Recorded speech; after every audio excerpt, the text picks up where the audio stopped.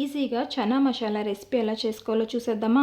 ఒక కప్పుతో తెల్ల శనగలు తీసుకొని 2-3 సార్లు కడిగి వాటర్ యాడ్ చేసి 8 అవర్స్ నానబెట్టాలి.